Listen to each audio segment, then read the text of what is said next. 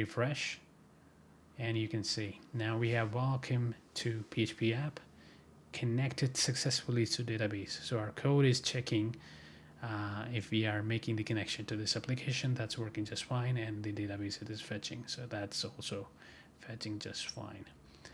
Now if you change and reboot your container and your instance, you might lose the IP address. To make sure your IP address stays the same all the time, you need to make an elastic IP. To do that, what you need to do is, so when we run any application on the AWS instance, it gets an IP, but it is not static IP, it's a dynamic IP. It can change. So if you reboot the instance, it can change there. So to make sure that the IP address stays the same, so for example, like I go back here, EC2 dashboard, instances, there is the instance, and the if I click here, this is the IP address, right?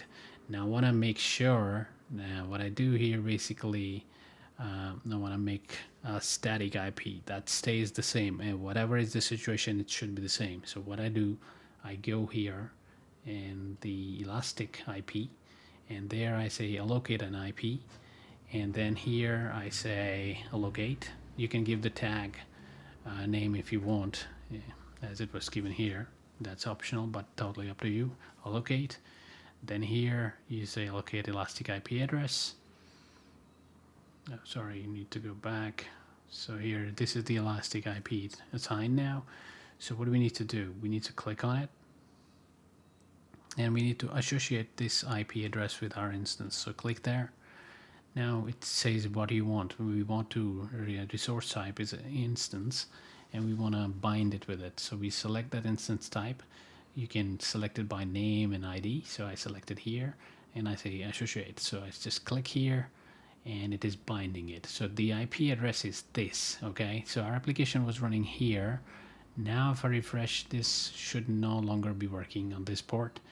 But if I go back to this IP and paste this IP here, and then hit,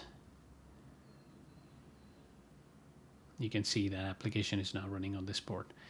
Same way the PHP myadmin is running on the port 8080, and this was the IP address. Now I put here this IP address and I hit enter. This will be working just fine as well. Alright, so if you go back to the previous IP address, it will keep on loading it because it's not there anymore. And if you go back, if you connect it to the command line, it will not work as well because this is connected to this IP and it is stopped. So if I try to do anything here, it is unresponsive. So I need to close it, go back here, and I need to go to the EC2 instance again, and then there connect again to this new command line to this IP address, and this IP address won't change. So you can set up a domain name and you can redirect on this IP address, so it will stick to this one, and that's how it works. In the command line, you're seeing this IP address. This is a private IP address. You don't need to use this one. You need to use the static public IP address. Okay. Hope this resolves the confusion. This is what you need. So if you like the video, do subscribe. See you in the next one. Thank you.